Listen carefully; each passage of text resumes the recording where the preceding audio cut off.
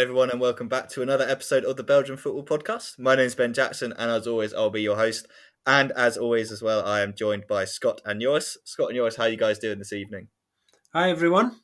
That was short, but all good as well here. And let's dive in. I didn't see that many of the games myself this time, so I have to go on highlights. It's already a disclaimer. I think that's fair enough. And to be fair, this week compared to last, there were definitely more highlights, more goals. I'll quickly run through the results. Obviously, we had that midweek game where Kortrijk had basically no players. They only lost 2-0 to Antwerp in the end and actually played reasonably well, considering I think they had a back lineup of Sissoko had to go in there. Jonkere got a start for the first time in forever. I think Selemani had to play kind of right back. Like, it was all a big mess. They were helped by Big of a starter getting a red card in the first 10 minutes, which was pretty harsh, and have appealed that, so he was available for the game on the weekend against Union, which we'll get to. Kadri decided to even up anyway, and Samatta and Gherkins got the goals for Antwerp in that. Another kind of not massively convincing win for them, but a good win nonetheless, given that it could have been a massive slip-up if they had lost that game. The Friday night kicked off with Charleroi against Selang. That finished 2-0 to the home side Charleroi.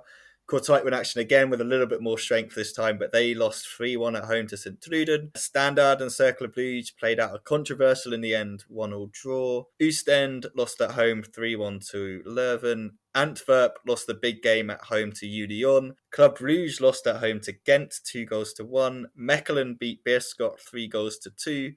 And Anderlecht put 4 past Eupen. That one finished 4-1. And Genk beat Zulte Waregem 2-0.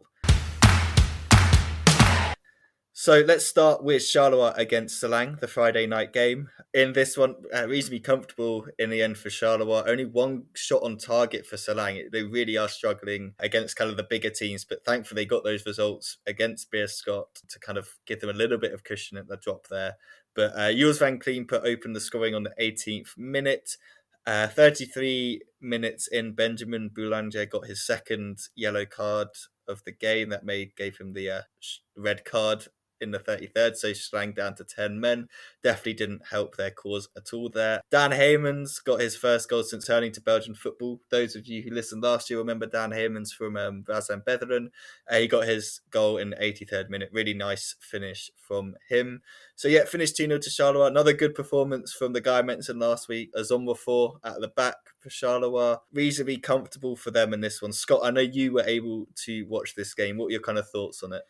Yeah, well, I was quite impressed by Charleroi, actually. I thought it was an efficient performance, an effective one. Serang didn't really have too many answers, even though I didn't think they played too badly in their own right, actually. It was a decent enough performance from them. Interesting, Dan Heymans, obviously, recently back in Belgium, scoring, kind of picking up where he left off before he went to Italy, actually. It's kind of good to see him back, actually. I was disappointed to see him go when he left Beveren to go to Venezia, but he's back on loan. His first goal, and he's only played 40 minutes over the course of his first couple of games back, and he's got his first goal. So that's a nice pickup from Charleroi, actually.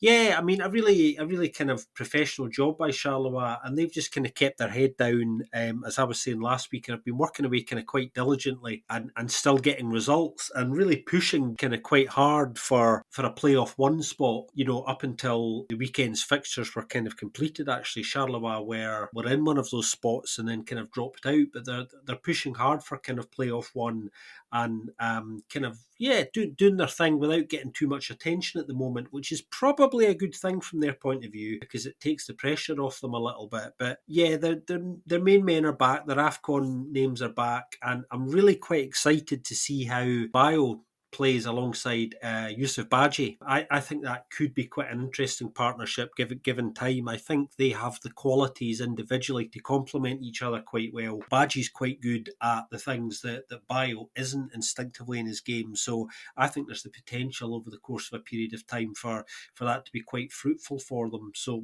we'll see how that goes, because obviously that's a completely new striking partnership, and we'll see if they can replace anything like the goals between them that Shamar Nicholson provided before he went to Moscow. Yeah, no, definitely. It'd be really interesting when they come back in. And obviously, Coffee will come back in after the AFCON. Obviously, did pretty decently in quite a few of the backflips that everyone saw. I think I guess kind of when you look at their squads, you look at the position they're in the table, you look at kind of the revamp that Ed Stills had to do with that squad. He's kind of like moved some players out, brought some younger players in to kind of refresh it, but kept a couple of the core pieces in terms of the likes of Morioka, Ilimaricha, Joris Kayembe, like kept those guys in place, but then added your Knezovic, Zari coming back in and coming into play, Zorgan as well. Like he really is doing a very, very, very good job there to have them in the hunt for that top 4 position. And it's almost like if Union weren't having the season they were having, like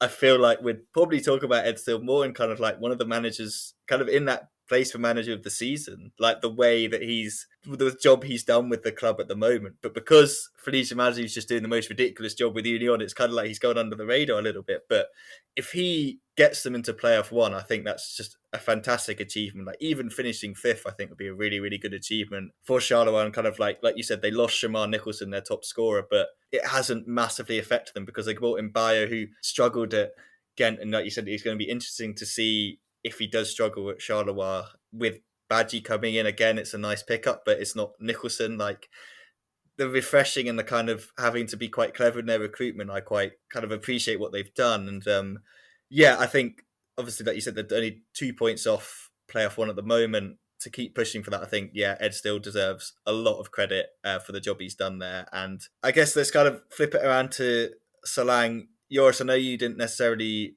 watch this one, but are you concerned that a side like Salang only could manage 1 shot on target, given that actually they're better going forward than they are defensively, really? I guess that's worrying indeed, but I also guess like this is probably not a game where they expected to get the points. They will really be focusing on the few big games that they still have with teams around them, less on this one. Although of course they will not throw a game away if it comes their way. But in this one, of course, a red card that doesn't help us either. No, definitely. I think my one other, I've got a few concerns obviously about Salang, but one of the things that it jumps up massively is they either win or lose. They don't grind out draws. Like the draw against Erpen was only their 2nd draw of the season. Like that to me says I don't know, I feel like that needs to be rectified. Like if you can turn some of these losses into draws, it makes such a difference. And it's not like when they win, they're like throwing those away and lose and drawing the game. Like if they're winning, they'll get the win and they can do that. It's just once they're losing,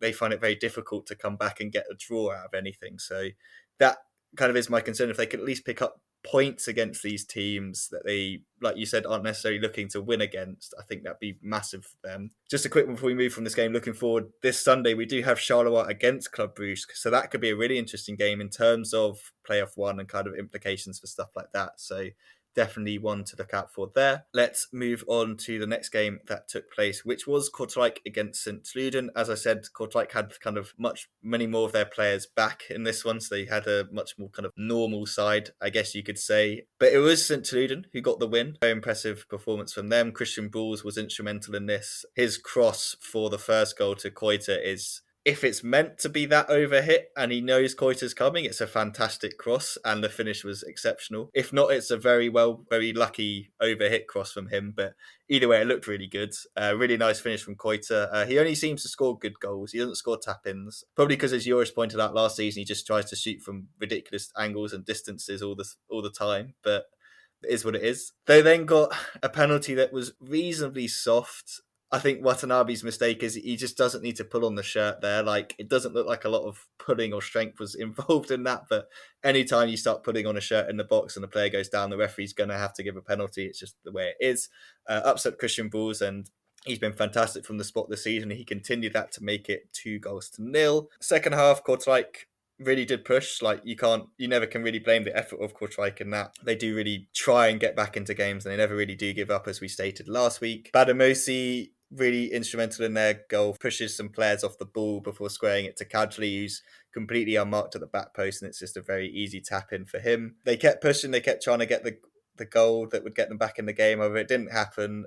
Daichi Hayashi in the 86th minute completely ended that. It was João Klaus on his debut for St. Truden with the shot cross that kind of the keeper, Joris Dele, who stepped in with Ilic out, didn't deal very well with. It fell to Hayashi, who kind of put it in. I loved the celebration between him and Rocco Reitz afterwards, just the little handshake. the nice little polite handshake. I don't know why. There's something about that celebration that always cracks me up. Just the appreciation of what you've done sort of thing. Scott, I know you were quite impressed with St. Truden in this game and what, as we call them, Binky's men were able to do against Kortrijk. Yeah, it was a really decent performance from St. Truden this weekend. I thought there was a lot more energy about them. They were much more aggressive in their press and didn't really allow Kortrijk time to settle. And that's no mean feat, actually, because Kortrijk are really quite good at acquitting themselves physically in this league. So to kind of run over the top of them a bit was quite impressive, I thought. I didn't see this performance coming from St. Truden because they've been pretty flat for a wee while now. I think some of the additions that have obviously come in during the window, which we'll come back to in our transfer window review, I think they've probably had an effect. Ironically, none of them started this game. We did see them all at various stages later on, but there was a zip about Binky's boys this week that I think was quite nice to see, and they've set a level there I think that they need to try and maintain now, and a degree of consistency that they should be kind of looking to kind of work towards. And I think some of the players that they've brought in the window can certainly help with that. Yeah, good win for them. Bit of a sticky patch for Kortrijk on the other hand. I said last week I thought Belgian was doing kind of quite a good job, and I think he is. I think their business in the window's been good, and I think they just need things to kind of settle down really. They'll be fine. I don't have any worries about them. They're still right in the mix, in the playoff 2 mix. They'll be able to compete for that, I think, right till the end. So it's just one of those where they've lost a few games at home recently, which will be quite frustrating and disappointing for them. But they're stronger now than they were a few weeks ago, I think. So now that everyone's back together, I think they'll just regroup and go and get some points now. Definitely a Koita game here, for sure. He was really impressive. He definitely had the right shoes on this time. And also, Balamosi still has no goals scored for Kortrijk, but actually he scored twice last week, and I still am not completely sure if either of these two should have been disallowed. So that's another discussion again. Of course, we're not going to go there. It's 3 home losses in a row indeed now. But, of course, nothing to really worry about for them. The Antwerp one is kind of like, I think they call it in the NBA, like a schedule lost, where it's just like you have a back-to-back game against a really good team and your player's all injured or something. You're just like, yeah, that's a schedule loss. Like the way the games have been scheduled, we're always going to lose that one. And then obviously with Club Brugge, it's difficult. So I think Kevin van den Dlee should be back. I'm pretty sure he was named in the squad list. He didn't make the final cut, but I think getting him back is really important for them. I think he just offers them so much in the midfield in terms of energy and pressing and his all-around game is really important to how they've been playing this season. He's been such a key player. So getting him back in there alongside Palaversa, just the kind of, not that Sissoko hasn't played badly at all, but Van den Dlee, he's very experienced in the midfield and he does have some qualities that they are missing at the moment. But yeah, like you guys said, good win for St. Truden despite none of the new players playing. I think having Daniel Schmidt back in goal as well definitely helped in terms of communication on the back line and stuff. We saw with Russo a couple of issues around that because he was literally just parachuted in almost last minute to take the place of Daniel Schmidt after his call up for Japan. So nothing against Russo. It's always difficult to build that communication with your back line and that it takes matches and trainings and all that. So yeah, I think that definitely made a difference. Let's go to Standard Liège against Cercle Bruges. As I said, there was some controversy around this one. Pretty action-packed game, I guess you could say. Cercle Brugge with 17 shots in this, only 6 on target. Standard with 9, 5 on target, 57% possession to Cercle's 43%. Almost opening goal from Mr. Rabbi Matondo. Really nice counter-attack from him and forced a really, really good save out of Bodart. They did manage to take the lead, though, however, through a Dino Hotic free kick, which was just superb. There's something about the free kicks that managed to beat the keeper on his side, and you still watch them and think, yeah, that's a difficult one to try and save for Bodart. Was always going to struggle to get himself to that one. Yeah, Dino Hotic was really, really good in this game. I think he created the most chances as well with about 5. But Standard did get back into it in the second half. Nicholas Raskin was completely unmarked at the back post following a knockback header to make it 1 goal apiece. And then Standard thought they had won it in the, I think it was about 90th, 93rd minute. Free kick that Donham one they put in, and Sissoko looks like he's won in the game with a header, really, really good header from him. Shirt comes off, as you would imagine at that time. However, VAR intervened and it was given offside, and it is very, very, very tight, very tight. Like from the images I saw, I think it's very, very unlucky for Standard to get that one chalked off. I guess the thing is, it has happened to most teams this season. Kind of look back and say that these things have happened to them. Has happened quite a few times to Standard, to be fair to them, but it is what it is. They released a statement kind of complaining about it. It's one of those things that you can't really do anything about once the game's finished, unfortunately. I guess when you look at how their season's been going, it'd have been massive for them to get that win. They really could do with picking up some more points. But if you'd said before the game you're going to get a draw against a very informed Circular side, I don't know, maybe they would have taken that. But I think when you kind of look at this game and kind of the statistics and everything that came out of it, they had like 6 yellow cards, which is slightly ridiculous to happen. I mean, it shows that they do clearly care and they are passionate, but 6 yellow cards is a lot. Scott, I know we don't want to talk about VAR, we don't want to talk about refereeing decisions, but what was your take on the fine margins in this one? I think on looking at it, I've gone away and had a look at it a few times, and I think Standard are right. I think the decision is wrong. It's interesting that they released a statement talking about how angry they were about it, because I think that just allows me to reiterate how funny and kind of pointless these official whines sometimes are, just because it doesn't change anything saying that it's wrong and we're annoyed about it. I think Ben's right. Virtually all the clubs have been on the receiving end of some VAR injustices at some point. It just feels maybe to Standard like they've had a rawer deal than some others, just because their season generally has been a bit like that. But I don't think there was anything wrong with that goal, and I think they did actually nick it. So I can understand their rage, but I think they have to channel that in the right way. And I've said this before in the pod, but I think my feeling is that that's wasted energy if you put it out that way. I think, put it into the work you do on the pitch. Go and create your own luck, rather than kind of publicly whining about it, because nobody's going to turn around and change their mind about these things. Although we got news a little while ago that's slightly controversial about a game that we thought was going to be forfeited, but looks like it might now very well be played. So Belgian football, everybody, never a dull day. Yeah, I was going to add that, maybe sometimes it helps to whine a bit. It's a really difficult call to make, and it really is, this is one of these examples that really spoils football a bit. Last minute winner, and it's very narrow. Like, you take that away, it doesn't really sit right, and the images are not very clear. The referee department now said, I'll go with that one for once, because I'm not always certain with what they are saying either. But they do say that Standard were in the right here. That in the sense of that goal should have been allowed. Going back to the game then again, a bit in a different sense. Standard are actually now the worst home side still. They already were, but now they still are, with 2 wins at home this season so far. Allow me to say, with all due respect, but even Beerschot is doing a better job at home than Standard at the moment. On the other hand, the last time that Circle won at Sclesset is 25 years ago as well, so that didn't change, although at certain points in the game, well, especially the first half, it definitely looked like it was possible. And another last thing on that, Hotić free kick, indeed. When I was watching the highlights in that's relatively in chronological order, I was saying he clearly learned from Darpino's free kick against them last week. But later on, we'll talk about that a bit more as well, again, because someone did it again.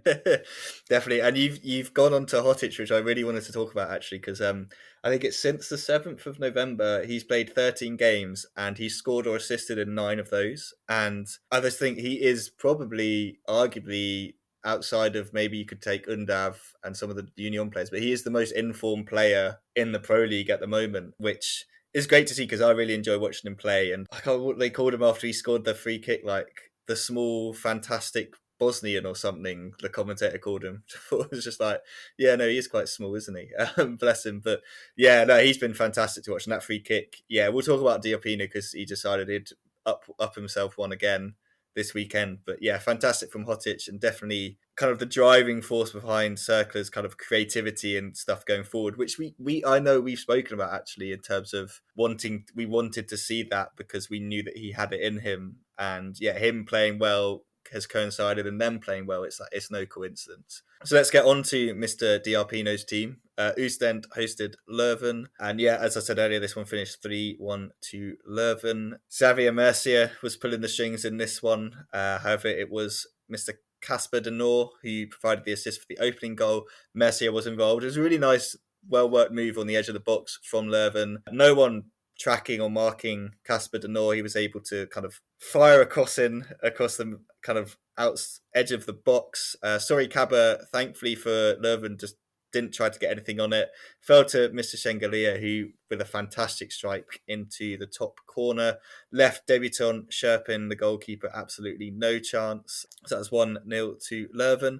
Into the second half, 2-0 quite quickly in the 48th minute. Sorry, Kaba's come back from AFCON with he's a bit of a man on fire at the moment. He got another goal. Simple goal. Kind of, it reminded me of the Xavier Mercier Henry kind of link up we saw last year, where Mercier just kind of puts it on an absolute plate from Henry, but this time he's done it for Kaba. Oostend did push. They did have some chances. McGeehan had a couple of chances, and he was named captain for this game, which was quite nice to see for him. He has battled a lot with injuries, so it's nice for him to be back on the pitch and to give him the responsibility of captain's quite interesting and cool. Maktar Gay again started off on the bench, did make it onto the pitch, and I don't know if you guys saw this, but there was a couple of instances. There's one where McGeehan had a shot and Gay clearly says something to him, and McGeehan just gave him this look as if to say, like, what are you on about? Seriously, mate. And I think it's just kind of that sense that there's not that same cohesion there was before. And there was another opportunity where Ambrose had one and Maktar Gay again kind of had a moan at him, and you could just see Ambrose gave him this look of just to say, like, what do you mean? I'm always going to take this chance on myself. Like, why do I have to pass to you? So a little bit of friction there, which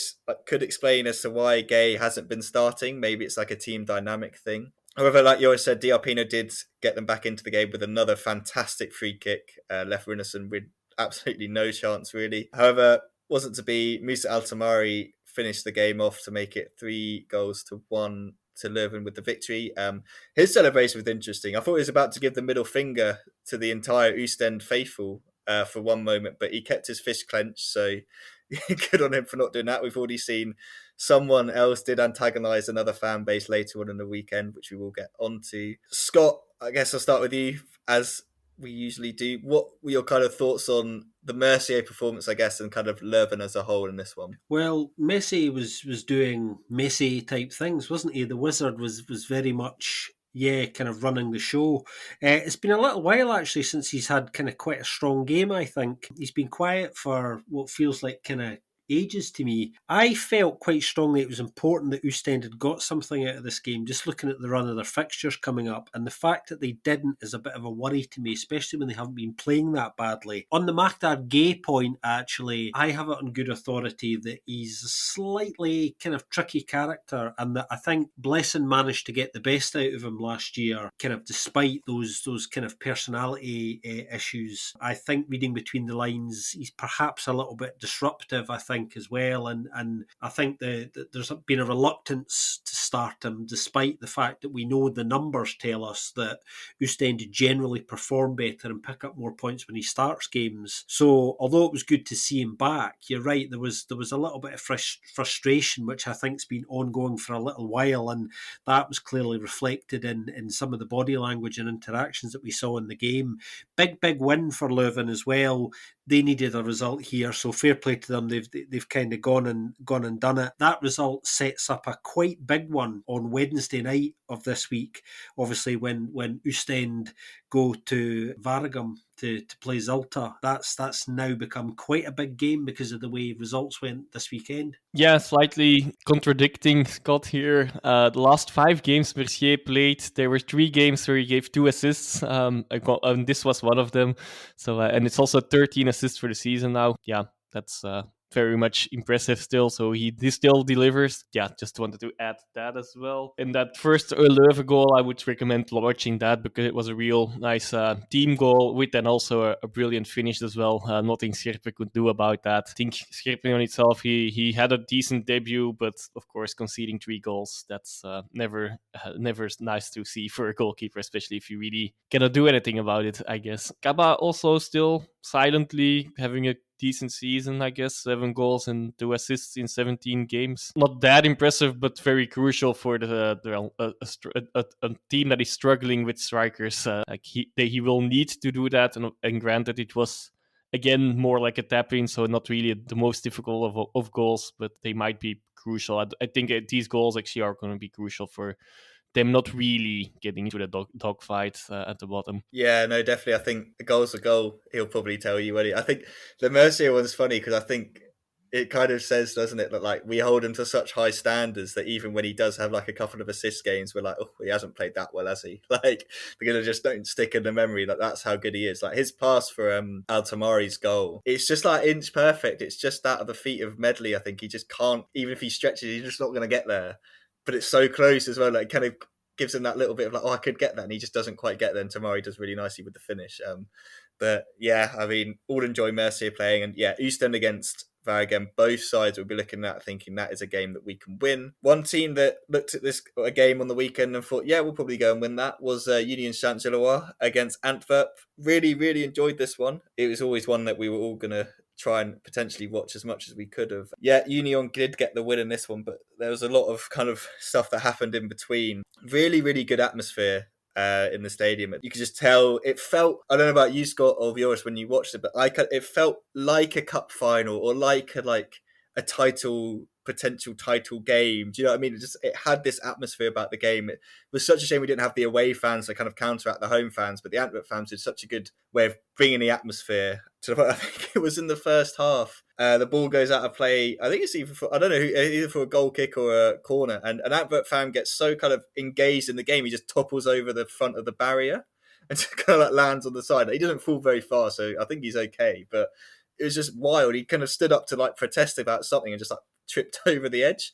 So everyone's getting into it. Everyone's getting really involved in it. First half, Antwerp, I felt that they had a lot of the ball, but not really a lot of penetration or creativity. There was, I think, one chance. Miyoshi slid a really nice ball into Balakwisha, but big Chris Burgess put his big Chris Burgess leg in the way and blocked it. And then, yeah, Union they did look dangerous on the counter. You just knew they were always going to create chances and trying to get players in behind that Antwerp back line. Poor Desiree had just an absolute mare against Undav because, I mean, Desiree's a big bloke and Undav's quite small, but Undav's a very, very strong striker and he just was pushing the bloke around, causing him all sorts of problems. You could tell Desiree knew he was in an absolute battle here. We went into the break at 0-0 and yeah, it was a surprise in terms of Antwerp not lining up with Michael Frey up front. I haven't looked into it further. I haven't had the chance to. I don't know if he was injured or anything like that, but again, you see him on the bench, you're thinking, has he kind of overthought this and thought, oh, we'll play Miyoshi instead to give us a little bit more like mobility amongst the back line of Union, but it didn't really work like that. I think Union's back three of Van der Heyen, Burgess and Candice were fantastic throughout this game in keeping Antwerp out. Then Union did take the lead in the second half, 50th minute. Great cross in, I think it was from Francois, who came in for Lapoussin, who had been injured. His ball in, Undav with a really nice finish after a Lazar kind of dummy to get out of the way of the ball. Not the best of defending from Antwerp on that one, but Undav made them pay. And then, as we've always seen with Union, they made it 2-0 in the 77th minute on a counter-attack. It was a Van Zier Undav show again, and this is where the aforementioned kind of winding up of fans happened, as I mentioned earlier. Van Zier across, Undav tap in. Undav then kind of gives it large to the Antwerp fans who clearly don't like that, start giving it back. Then Dante Van Zier holds up the 2-0 on his fingers, and then they just get pelted with stuff from the stands, which is obviously horrific and just not what you want to see. Then leads to a little bit of a coming together and a brawl of Antwerp fans being like, mate, what you doing? And then him being like, they chuck stuff at me. Bit of all or nothing there. I think I've spoken too much probably about this game, but Union were just very, very impressive, defended very, very well.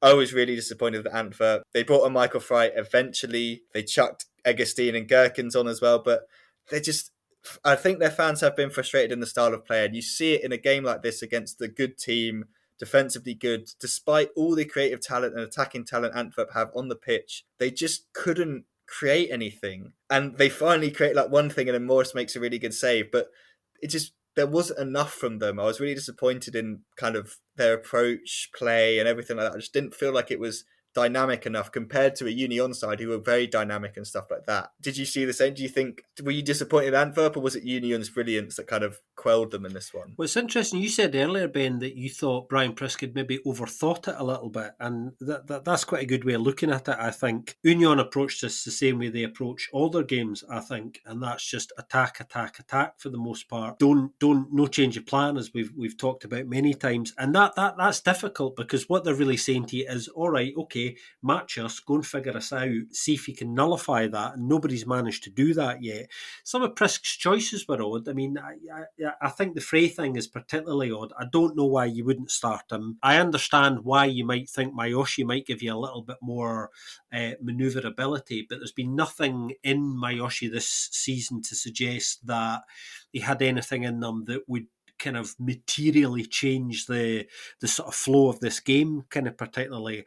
Like you guys, I really enjoyed this game. I thought it was a real humdinger, and it was really good. It was played at a really good tempo, physically really strong. There's a lot of football in the air, actually. There's a couple of points where I was thinking, come on, guys, get it down in the deck. You know, it seemed like they were playing tennis sometimes. But no, a really, really good game. And for me, Dennis Undav was just unplayable in this game. He really was. He's so good with his body.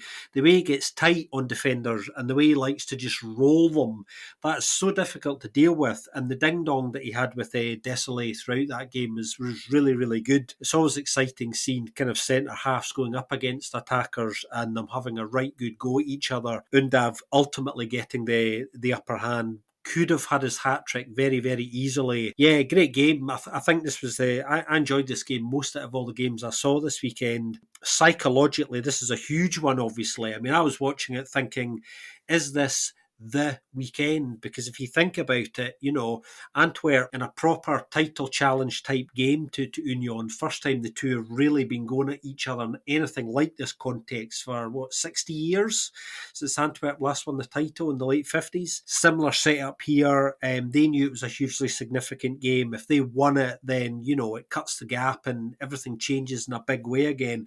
But they lose it, and then Club Brugge lose, as we know as well. So Union extend their lead, and it just gets better and better for them, really. Yeah, really great game and a great atmosphere for most part. Of course, bar the throwing of stuff at Undav after his second goal.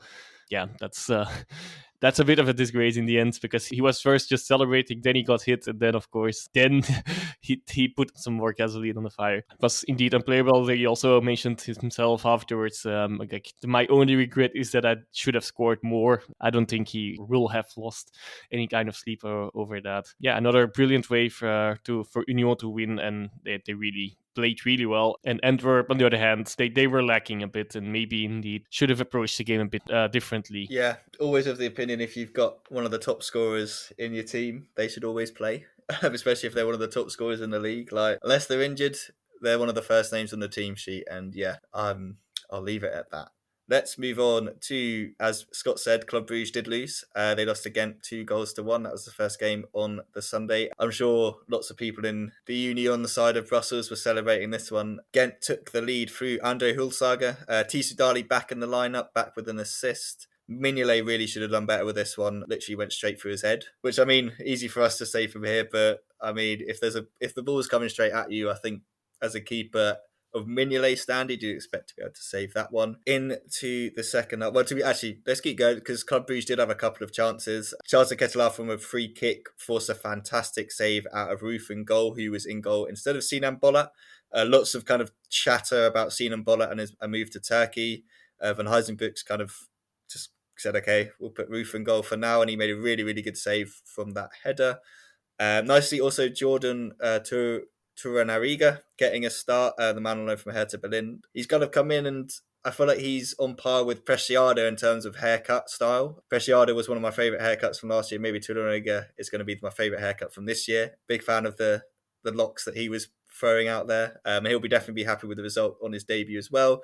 Laurent Depotre was also back in the side in the second half. He did a lovely little flick pass through to Tisu Dali, ran through, and you just knew, he was never going to miss. He had a goal disallowed for offside in the first half, but this time he absolutely made sure, and he was on the side. And yeah, he gave a tribute to the young 5-year-old boy who tragically lost his life in Morocco after being trapped I think it was in a cave or a well. Yeah, TC Darley, obviously Moroccan international, paying tribute to the boy, which is lovely. And he also mentioned it in his post-match interview and talked about it. So I mean, it's one of those things where you feel like, I just wish you didn't have to get booked for taking your shirt off when you're paying tribute to something that's so heartbreaking and emotional like that, and has such like, I guess, like a good cause feeling to it. I get you have like, they want to get rid of kind of like political statements within football, but you're like, that's just not a political statement. And you feel like something like that, common sense, you just shouldn't get booked for it. Anyway, so that was 2-0 to Gent, who were definitely playing kind of a counter-attacking style, only 35% possession in the end.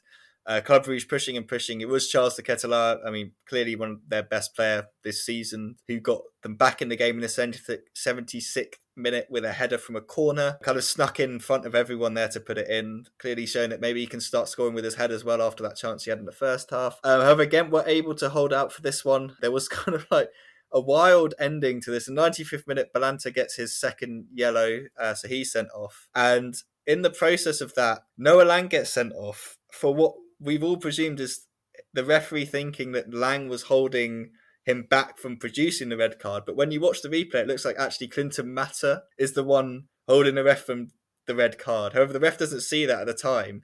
Lang then comes over speaking to him. As the ref turns around, he just sees Lang and just sends Lang off. And as you all know, if you've watched any Noah Lang this season, you know that he does kind of wear his heart on his sleeve, and like emotion, he doesn't hide his emotion, let's say. So he was just like, what is going on? How have I been sent off? Like, what has just happened? And it just kind of, I feel like it kind of epitomizes the frustration Club Brugge are having at the moment in terms of performances on the pitch, kind of recruitment off the pitch with the fans. I know the fans are quite frustrated with what's happening. For Schroeder as well, he's kind of, we can kind of say he's had his test now, I guess, with Union at home, where they drew 0-0. Gent at home, I guess it was a test after what Gent did to Club Brugge in the reverse fixture. He hasn't won either of those games, so I guess kind of the jury's still out on him. You also, Scott, what were your kind of thoughts on this one and the wild ending to it? Well, eagle-eyed listeners might have spotted, and this amused me, I think Lang's had 3 red cards this season, and they've all come from the same referee, Nicolas Laforge, which is just interesting in itself, I think, and, you know, touches on what Ben was saying about sometimes when players acquire a bit of a reputation, you know, it's hard to shift that. You know, 3 red cards from the same referee in a season is really quite something in its own right, I think. There's very much a feeling for me that Schroeder's still kind of getting a feel for his squad. There's a lot of tinkering going on. I know he's asking different things of players. You know, he's asking players to do things that they didn't do under Clement and wouldn't be expected to do. So there's a lot of little plates and big plates moving about here. And it's, from a Bruges perspective, this is difficult because, you know, they've dropped some points at a time in the season where really they need to be upping their game, obviously, and putting together a kind of consistent run. And that's not really what's happening. Although conversely, I think there are signs that they're playing better football. They're just not really getting results at the moment, which obviously is more important than playing nice football. I have a feeling the squad needs reshaped there now, and I think that's what Schroeder wants to do. There are definitely personalities in that squad I think he does not want to keep there, and I think that's kind of quite obvious now. You know, listeners to the pod will know I'm no fan of Balanta. I don't like his natural game. I get that he's good at the physical side of the game. He fulfills the traditional disruptor role, which there is very much a role for, but the reason I don't like him much as a player is because I think he's too one-dimensional. I think you have to be able to do more than that in the modern game. You have to disrupt, but also have the ability to play line-breaking passes, for example. You know, and I just actually don't think he contributes enough other than breaking games up, and you need more than that. I also think he's one of the personalities who I think I would question whether he has a future in this squad, but it'll be interesting to see what happens there over the course of the summer, because I used the phrase, is this the weekend? Well, I had a feeling looking at the Bruges fan community that a lot of them have now kind of come to terms with the fact that unless something really miraculous happens elsewhere now and there's a lot of luck that comes their way, then I think a lot of them have accepted that they're not going to retain their title. Yeah, and Schroeder is really still looking. Obviously, like Dennis Odoi played on 4 different positions last game. He won game against Gent, so that's a bit of a worrying sign that he's really looking for it. At least he's actively doing so. But so far, and it's a very early judgment, but he looks like a typical Dutch coach in Belgium, and that often doesn't go well, maybe for a while, but he didn't go off on a really great start so far either.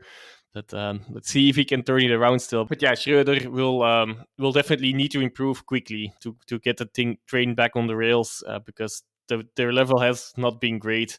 In the cup, they did win somehow against Gent, while they probably, well, not somehow, their Gent again had their efficiency problem. And in a way, even yesterday, they also could or should have scored more. Maybe, yeah, there's also the controversial decision with the actual potential third goal for Gent, where the ball doesn't really look to, it seems to have crossed the line, and Mignolet then pushed it in his own goal. He really did not have the best of games. He got away with it there because the linesmen they flagged it, and well, there was no clear point of view, of course, if it did cross the line or not, and if he would not have flagged, it also would not have been overruled. Anyway, Gent are actually quite good recently in the way of, like, they are creating a lot. They still need to increase their efficiency, but they are also moving up in the table now, and also can still dream at least of a Champions playoffs at the end of the season. Also here, I know last week we were still talking like that they were garbage, so it all goes quite quickly. So, but all in all, I do think Gent is a team to consider for, well, not for the title, maybe too much, but for anything below Union, they are an outsider to get into a second spot still. No, definitely. I think when you look at their fixture lists, like they've got Eupen, Salang, Standards, Zolta, Waregem, Beerschot, Anderlecht, so that could be a big one for the top four. Then Circle and Leuven. So the next couple of games, they could really go on a run if they increase the efficiency.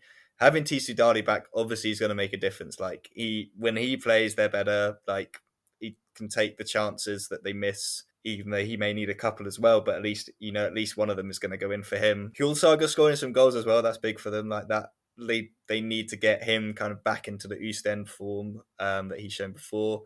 They've just got Vladis on the bench still, coming back from injury. So yeah, I mean, I think you're right, Joris. I think they are definitely a team that could be kind of the late push again into playoff one, like they did last season. Yeah, I agree with everything you guys have said in Club Brugge. Like, I've never been massively convinced with Schreuder during his time in the Bundesliga. I'm not massively convinced with his team selection for this one. Like, Adoy, like, I know what you said, he played like a ton of positions, but like, I feel like they've got better options, surely. And I'd like to see, obviously, Skov Olsen taking that position full time, kind of the right fullback. Lang obviously coming off the bench because he doesn't really fit into his system. So there's plenty of stuff to be worked out. And I think at the end of the season, it's going to be whether the Club Brugge hierarchy think that pursuing that style of play and the way Schreuder wants to go is what they want to do.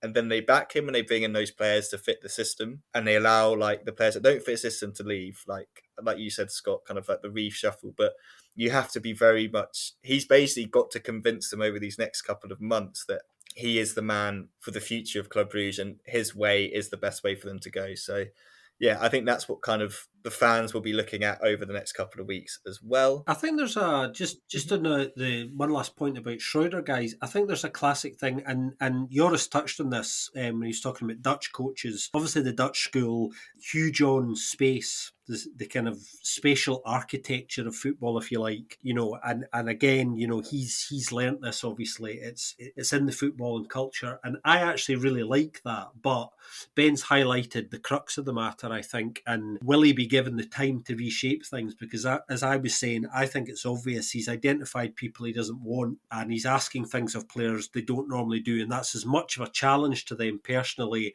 as it is to see whether someone's staying or going. And there are definitely indications that it's all a bit up in the air as to whether there is a long-term future for Schreuder, which seems crazy to say after so early, but the indications are, as you were saying, Ben, I think potentially there is definitely a much bigger job ahead there than many people thought.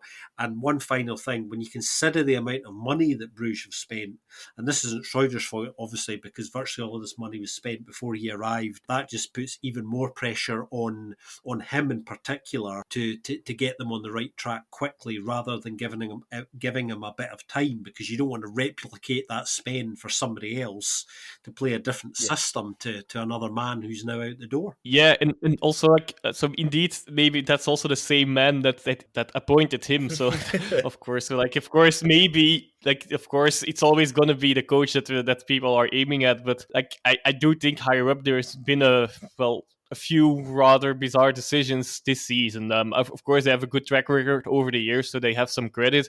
But like I don't think any club fan is happy what has happened over the past few months in their own club, like not even looking at what other clubs did or are doing at the moment. Also, one last thing that's a different topic, but since Ben touched on it already, so of course Lang is not going to be suspended for his red card anyway. So at least I guess that's settled for now. Like he got a red card in the last minute, so it won't affect much. You won't be affected much by this one. Yeah, no, definitely. I think that's the right decision in the end. And yeah, I mean, we'll touch on their transfer business in the kind of transfer window special, but the fact that one of the players they spent a lot of money on in the summer has now been sent out on loan, that's never a good sign for your transfer business if that happens. Let's go to a 5-goal thriller in Mechelen. This one saw Mechelen beat Beerschot 3-2, and Mechelen were in complete control of this game within the first half an hour. Nicholas Storm with a very eventful match for him. He gave them the lead in the 11th minute. It's just far too easy, just some terrible defending from Beerschot. Hugo Kuipers took advantage of some more terrible defending from Beerschot when he made it 2-0. And Nicholas Storm took another advantage of some pretty bad defending with a really nice finish in the 29th minute to make it 3-0. And at that point, Mechelen are cruising. You're basically Beerschot completely out of it, just defending terribly. As Scott was saying, it was pretty abysmal to us. I'm sure you're going to touch on that. Over in the 60th minute, Storm gets sent off for one of those ones where the ball gets away from you tackles on Ryan Sanusi. Not a player you want to see going in and taking one of those tackles, giving his injury concern. Thankfully, he was okay. Storm also hurt himself in the process, but got straight reds, much to his kind of confusion. But when you see it on the replay, I mean, it's one of those ones that's always going to be a red card, given the kind of the height of his foot into the shin of Sanusi. Beerschot then get one back. Avenatti's really kind of unfortunate with this one. Really nice touch and turn and shot. Hits the post, hits Gaten Kook in the back and goes in. So Kook's also quite unlucky with this one. But it's one of those ones where you feel like Avenatti deserves it because he's put all the hard work into the shot and the turn. Whether it goes down as a Gaten Kook own goal. Beerschot push a little bit more. Obviously, they've got a man advantage at this point, but they just really don't get anything on target apart from Ryan Sanusi with a really nice finish in the 93rd minute. However, by then it is too little too late. This has also led to the end on Javier Talonte as manager of Beerschot. He was sacked as of recording Monday. We just want to thank Beerschot for doing this before we recorded the podcast. It's very generous of them to think of us when they make these decisions. This is a shout out to the rest of the league. If you're going to sack someone, make sure you do it before we record our podcast. It just makes our life so much easier. Scott, I know you watched this one. You will probably want to rant a bit about Beerschot defending and maybe wax lyrical about Nicholas Storm. So over to you. Yeah, Mechelen looked pretty good in this game. You know, you're dead right, Ben. Complete control of the game, and it was looking like one of those games where you're like, oh, this could be really, really brutal. Such were they running over the top of Beerschot. Could have been 4 or 5 by half time. Actually, it probably should have. But of course, being Mechelen, they never make things easy for themselves, and the game looked like it finished much closer than it actually did. From Beerschot's perspective, pretty horrifying stuff. This really, the body language was just so worrying to me. I mean, I was saying this to you guys when we were watching it. Just they were so passive. You know, they were like ghosts on the pitch, and you know, they were beaten before they went out. To be honest, that's the way it really looked. No surprise that Torrente has gone today. That happened earlier this afternoon. I think the body language had got worse.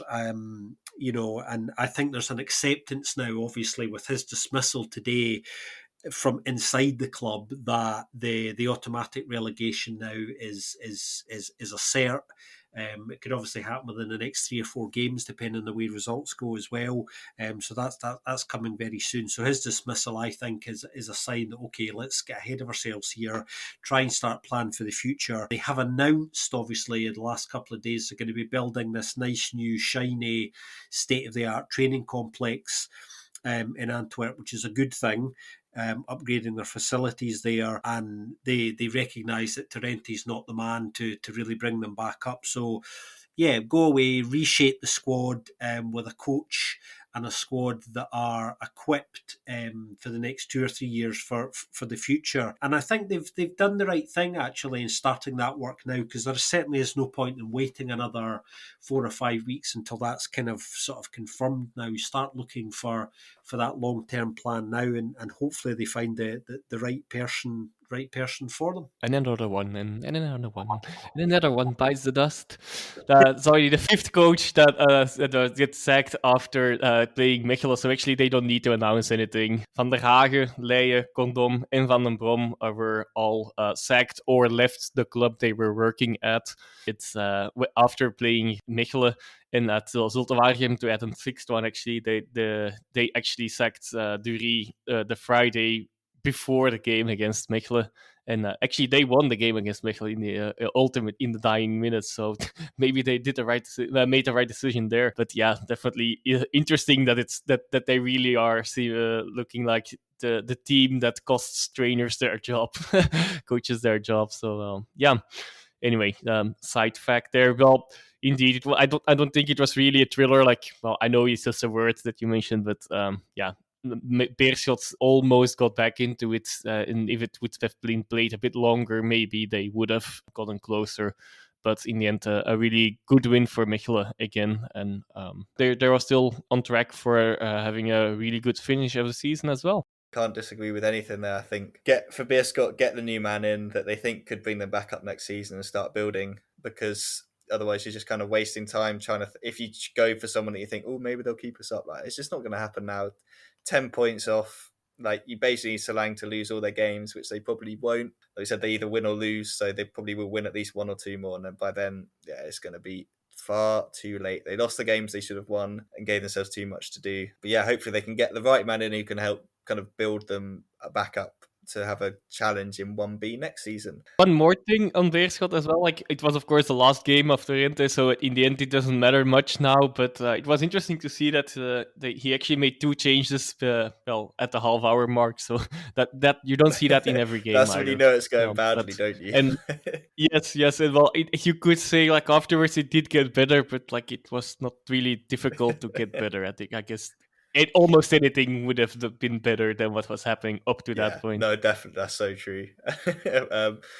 Yeah, poor Beerschot. Let's jump to another side that's looking to kind of edge their way away from the relegation zone. In Eupen, they travelled to Anderlecht, and this was a wild 15 minutes to start this one, but actually a wild 25 minutes to start this one. Just neither side wanted to defend. It seemed like everyone was just kind of playing kind of street football. Xerxes gave Anderlecht a deserved lead in the 3rd minute. Kwame then doubled that in the 7th minute. Just awful defending for both of those goals to allow those two to score. Then some worse defending from Anderlecht. I think it was poor Zeno de Bast on his kind of first game starting, or kind of one of his first starts for a very long time for Anderlecht, with a poor bit of play out from the back. Eupen recover, gets to Preveljak, and he makes it 2-1. And throughout the kind of this whole game, like Eupen were by no means out of it despite the scoreline. However, Xerxes showed his class with an overhead kick in the 24th minute. Really, really nice finish from him. And then Benito Raman wrapped it up in the 88th minute. He had one disallowed for offside, I think, before this, and then tapped one in the 88th minute to make it 4-1. It doesn't massively tell the story. I didn't think Eupen were that bad, like in terms of going forward, because Anderlecht weren't that great at the back. However, Van Kronberger made some really good saves. There was one off a deflected free kick, which was just insane reactions from him to kind of, I think I tweeted out, he could put together almost a top 10 saves of the season in terms of like some of the reaction saves he's made. But a good win for Anderlecht nonetheless. They would kind of be concerned a little bit about the defensive lapses. Obviously missing Wesley Hoot at the back makes a big difference. Like Magalan hasn't really convinced, I don't think, any of us on the podcast yet. And then you got youngster Zena de Bast coming in, and they were obviously missing Olsen in the midfield as well. Ashramura came in and played pretty well regardless. I guess this was kind of Scott and yours is kind of like the perfect response for Anderlecht after that disappointment in the derby last weekend. Yeah, I thought Anderlecht looked, despite the huge number of unforced errors actually from both sides, which is really the story of this game. It's a really good example for the video analysts in how not to play out from the back. In fact, how defenders probably shouldn't choose their passes. A number of just car crash moments actually for a few people. Not a good game for Harris. Not a good game for De Bast, actually, either, I didn't think, which is unfortunate, being one of the young talents at Anderlecht. But, you have games like that. But, yeah, that's the story of this game, a huge number of unforced errors. Despite that, they actually looked very good going forward for the most part, Anderlecht. They were kind of swarming all over Eupen, and they did look like they would score most on most of their attacks. So in that sense, it was a bit of a strange game. Obviously, these sides will be sick of the back teeth of each other because they played each other in the cup only a few days before, and they'll be playing each other again in the cup kind of quite soon in the second leg of the semi-final. Interesting, played in quite bad weather, particularly in the second half as well. And I was thinking, while both of them were still trying to play, good quality passing football, particularly in a game as a defender where there have already been a lot of unforced errors that have led to goals, maybe you should just vary your game a little bit. And it's sometimes adapt to the circumstances rather than kind of sticking to what you do. I think is being pragmatic, I suppose, is sometimes the right approach. And high scoring game. We needed that after last weekend. Yeah, the main message of this game is indeed, don't try to play out of the back at all times. So yeah, not much to say about that. A good reaction from Anderlecht indeed, also after the cup game, and they also are approaching Club Brugge now as well. So they not only, they're still definitely not certain of playoff one, but at least they're still in fourth spot, and they can look both above them and below them at the moment. Yeah, will be an interesting end of the season for them, or the regular season for them, because it can really swing both ways still, and they really needed this win at least to get a bit more momentum again after three games in a row that they did not win, including that cup game, of course.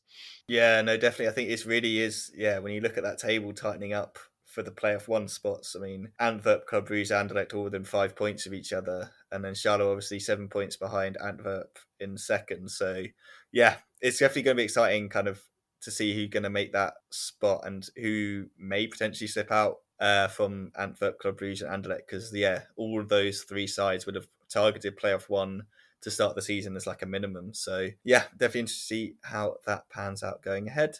The last team that would have also been targeting playoff one, but that's probably impossible, and if it does happen, it'd be quite ridiculous, is Genk.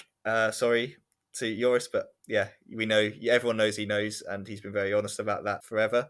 They hosted Zulte Waregem, who had brought Omar Gouveia straight back into the starting lineup after bringing him back into the fold. And unfortunately for him, he made an impact at the wrong end. He opened the scoring with an own goal. It's just so unfortunate. It's one of those ones where he's done the right thing to try and get in front of the kind of, I think it's Hrzowski who's coming into the box, and we know that he's on fine goal scoring form this season. So he kind of slides in to stop Hrzowski getting the ball, but inadvertently directs it into his own net. This is after Sammy Bossett had actually made a couple of saves to keep the game at 0-0. Into the second half quite early on, Christian Thorstead makes it 2-0.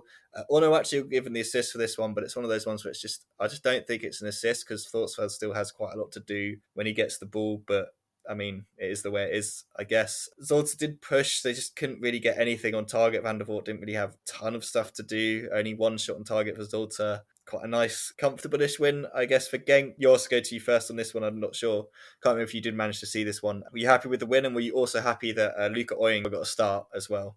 Yes, of course. Well, it was not the best game of either side, also not of Genk, but in the end, I guess, managed to win in cruise control, and actually with rotating quite a few players. Both Ito and Bongonda were not in the playing squad because of their travels. Arteaga, the same thing as well at the back. Also the Colombians that did not play the last few weeks in center back pairing up. So, well, there was some rotation, and still there was never a second of doubt that they would not win. Arguably, of course, against a side that's not among the top performers this season either.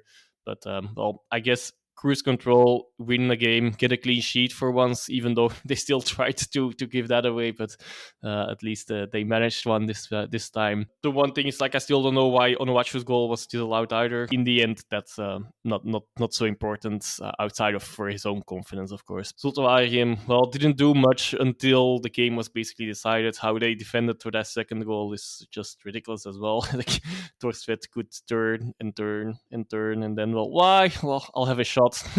Why not? Again, especially since he likes scoring against Zulte Waregem.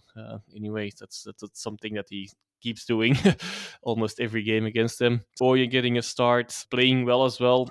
I was actually a bit sad that he didn't get an actual assist for that first goal, since it was an own goal, of course. 3 points. And, well, creeping closer to at least playoff 2. That they really need to get that streak, to get that the last grasp of hope for playoff 1. That, yeah, it's a far away dream at the moment, of course, but who knows with the next upcoming games. But at least it's important to get a few wins to secure playoff 2, the Euro playoffs, and hopefully be able to do something in that playoff, so also don't get behind too much behind the number 5 at the moment. Yeah, I'm a really, really, really big fan of Luca Oyen starting, actually. I was delighted to see this. And that's actually a really big call by Stork, I think. That's a brave call as well. You know, to leave Ito and Bongonda on the bench and to start Oyen was a massive call. And I do wonder whether that's a sign of the future. I'm not saying this is going to happen regularly, but I think we're going to see more of him. And I think that's a great call, because for me,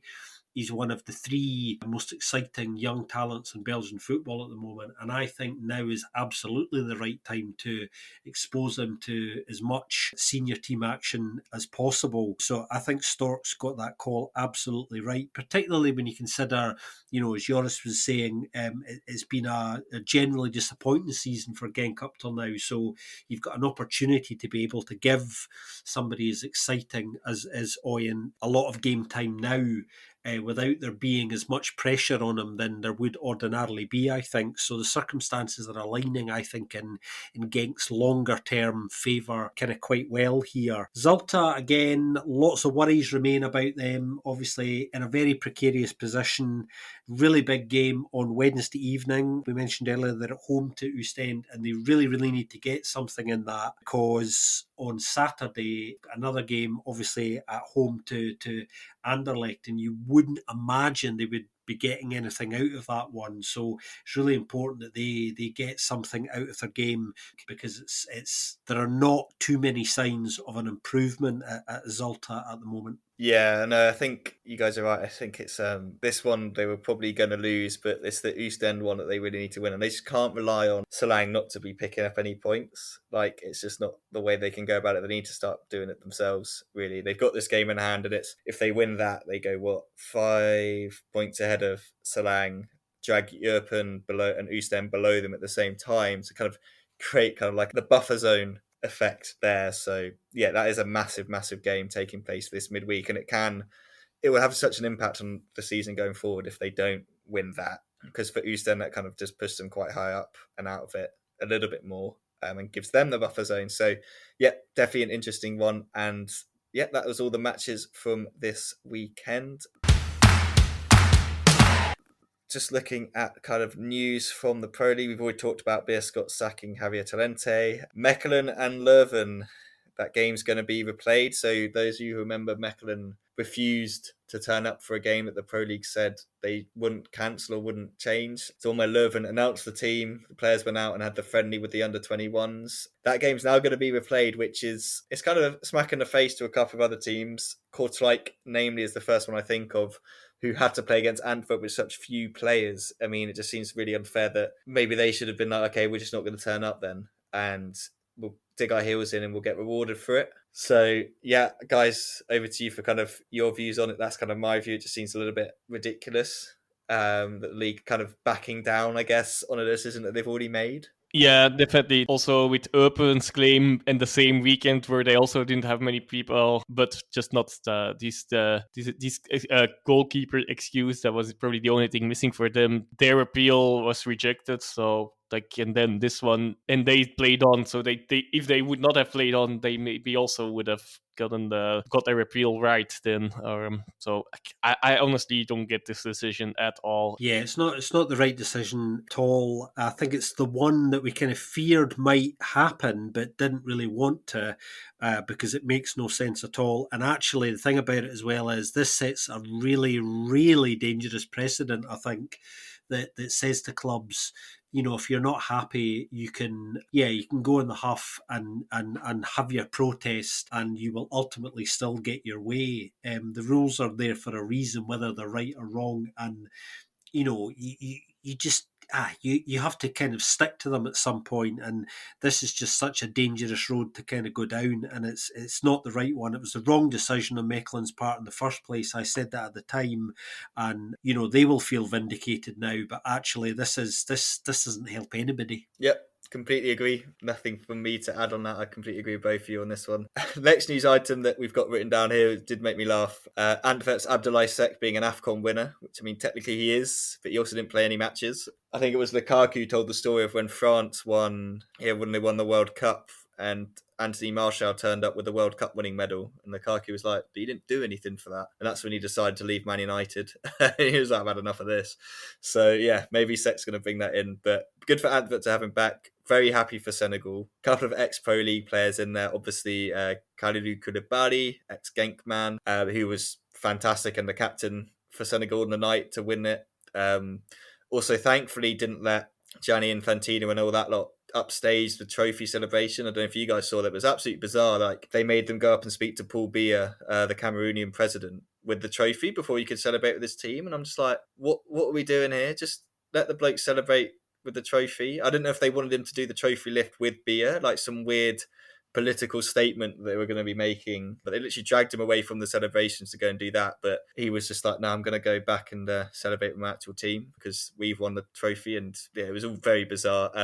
Obviously Cheku Kouyaté as well, former Molenbeek and Anderlecht Kortrijk man, also in that squad. So yeah, congratulations to Senegal. They were the team I tipped to win it at the beginning. They're the team I wanted to win it for Aliou Cissé, so very happy with that. And yeah, I guess Seck is technically an AFCON winner, so congratulations to him as well for being part of that squad. I'm sure Antwerp fans will hope he's picked up some tips from Koulibaly to bring back and shore up their defence, which I'm sure he will. Speaking of Molenbeek, let's turn to 1B now, where there was a lot of movement, I guess maybe not at the very, very top, but kind of around, and kind of there's some big implications going forward. So over to you, Scott. Yeah, it's been quite a dramatic weekend in 1B, actually. We'll start with a wee score roundup, as we always do. Liège drew 1-1 with Denza.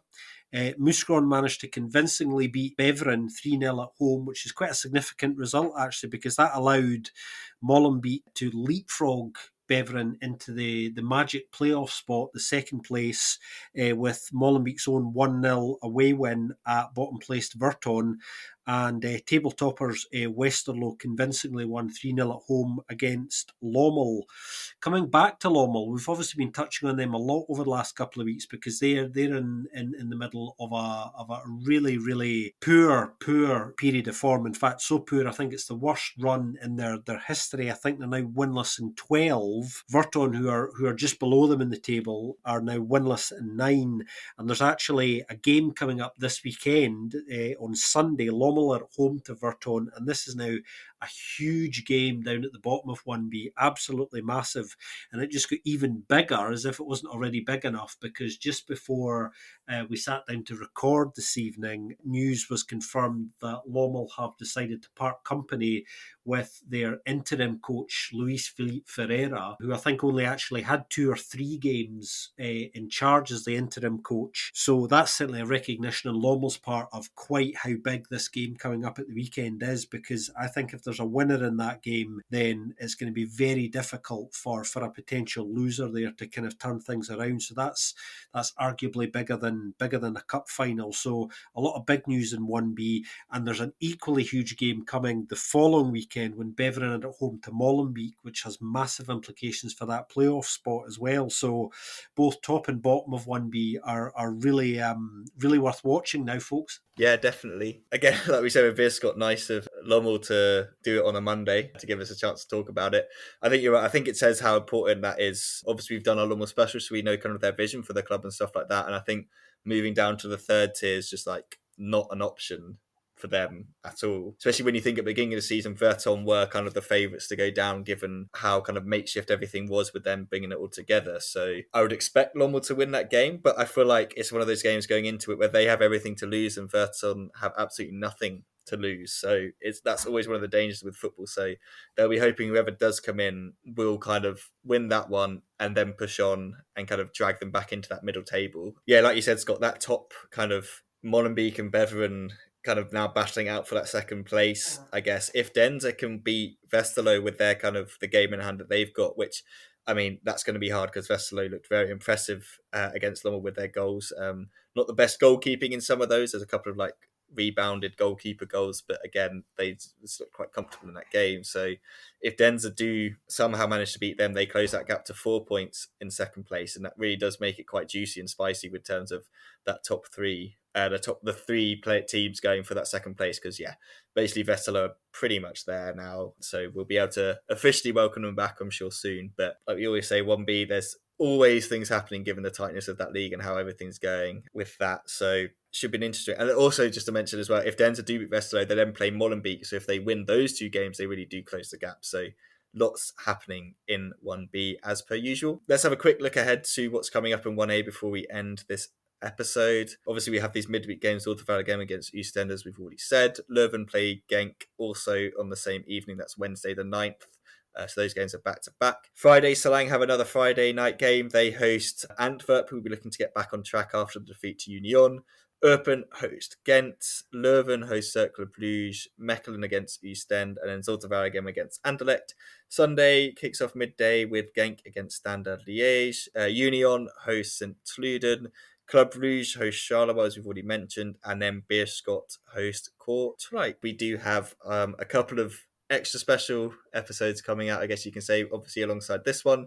We'll have our chat with Alex from Union Saint-Gilloise, which we really, really enjoyed, and we're sure you will as well. We're also sitting down to finally record our transfer window review special, so that should also release once we've fine-tuned that, because I'm sure it's going to be quite a long one. Anyone listen to our pre-season kind of preview episode will know how much detail we like to go in, and we always will cover every single team. Absolutely no bias or favoritisms here. If you do enjoy what we're doing, please do consider leaving us a review on your podcast app of choice. We do really appreciate kind of hearing people's response. You can also always get in touch with us at Belgian Podcast on Twitter or belgianfootpodcast@gmail.com on email.